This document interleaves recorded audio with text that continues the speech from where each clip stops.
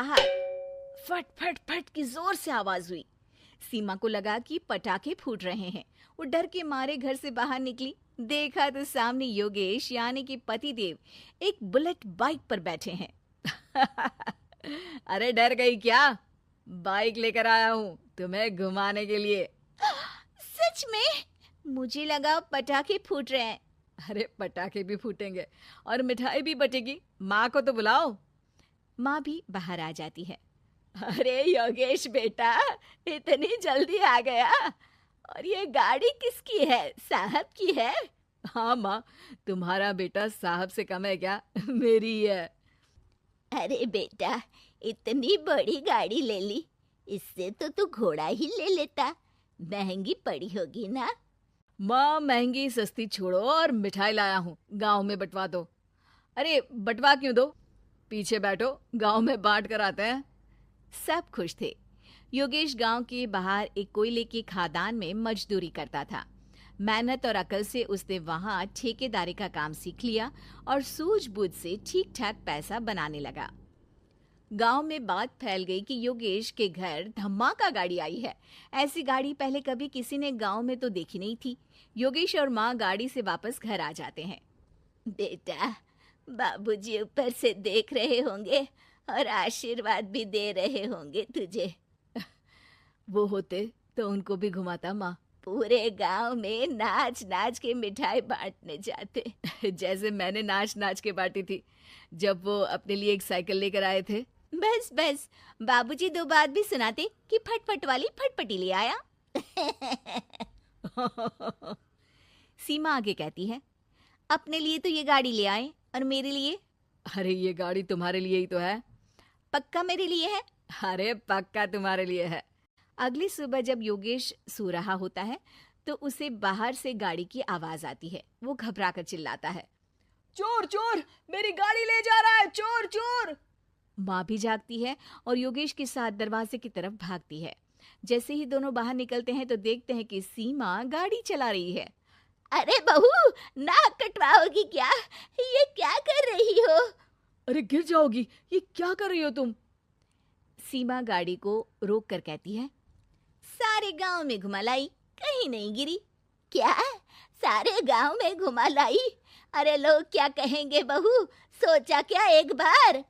यही कहेंगे कि कितनी अच्छी गाड़ी है। अरे तुम्हारे बारे में। हाँ, कहेंगे ना कि देखो कितनी अच्छी गाड़ी पर बैठी है।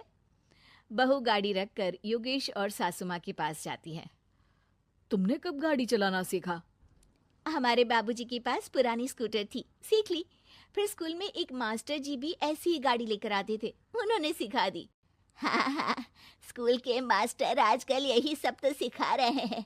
पढ़ाई का कुछ सिखाते तो कुछ भला होता। अरे बहू, अब गाड़ी मत चलाना। हमारे परिवार में कभी किसी औरत ने पीछे से आगे की सीट पे आने की हिम्मत नहीं की है। तुम भी मत करना, समझी? जी समझ गई माँ जी। सीमा सास की बात सुनकर चुपचाप रसोई में जाकर उदास होकर खाना पकाने लगी है। सास सुबह सुबह मंदिर से पूजा करके लौट रही होती है। तभी उसे दो औरतें रोक लेती हैं और कहती हैं, अरे बहू को थोड़े अच्छे लक्षण भी सिखा दो।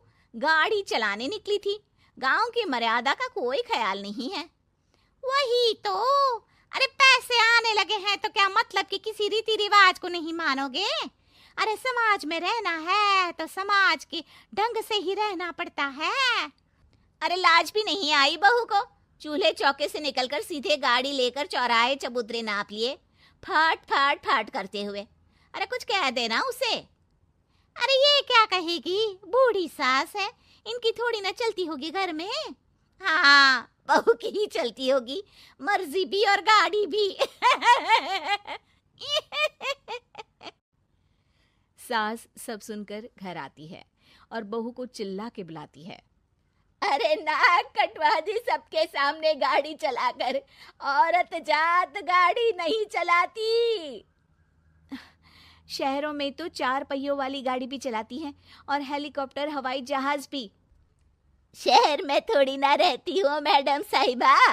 आज के बाद गाड़ी से ही नहीं, यूं भी निकलना बंद तुम्हारा घर से। माँ सही कह रही है। कहीं भी जाना हो तो मुझे बता देना, मैं लेकर चलूंगा। आज माँ को तुम्हारे कारण कितनी बातें सुननी पड़ी। इतना कहते हुए योगेश वहां से चला जाता है। बारिश की वजह से कारखाने के रोड पर कीचड़ रहता है, इसीलिए योगेश गाड़ी घर रख कर जाता है और किसी से लिफ्ट लेकर कारखाने पहुंचता है ताकि नई गाड़ी गंदी ना हो। लेकिन शाम को इतनी तेज बारिश होती है कि उसे वापस आने का कोई साधन ही नहीं मिलता। बारिश बढ़ती जाती है। रात के 11 बज जाते हैं। रास्ते में एक नदी का ब्रिज है। अगर उस पर पानी आ गया तो योगेश कारखाने में ही फंस जाएगा। पूरी रात भूखे प्यासे बितानी पड़ेगी। घना अंधेरा, बिजली की कड़कड़ाहट और तेज बारिश। राजेश डर भी रहा था, ठंड से कांप भी रहा था। तभी उसे रोड से आती हुई एक रोशनी दिखती है। वो देखता है कि उसके सामने एक बाइक आकर खड़ी हुई है। वो ऊपर वाले को धन्यवाद देकर उस बाइक वाले आदमी की तरफ बढ़ता है, पर पास जाकर देखता है तो भौचक्का रह जाता है। सीमा, तुम यहाँ इतनी बारिश में गाड़ी पर? पहले बैठो तो, नदी ब्रिज पे आ जाएगी तो जाना मुश्किल हो जाएगा। योगेश गाड़ी के पीछे बैठता है। सीमा गाड़ी चला रही है। मैंने तो तुमको पहचाना ही नहीं। गाड़ी की आवाज तो पहचानी होगी ना। अरे पर मुझे नहीं पता था कि तुम आओगी। अच्छा किया कि तुम आ गई। माँ नहीं आने दे रही थी, पर हमेशा पति पत्नी की रक्षा थोड़ी ना करेगा, पत्नी को भी तो करनी चाहिए। योगेश को सुबह अपने किए पर पछतावा होता है। उसकी आंख में आंसू आ गए जो बारिश की बूंदों में बह गए थे। उसके बाद सीमा को सास ने और योगेश ने खुशी खुशी समाज की सीमा लांघने की मंजूरी दे दी। अब वो जहां भी जाती फट फट फट गाड़ी पे ही जाती।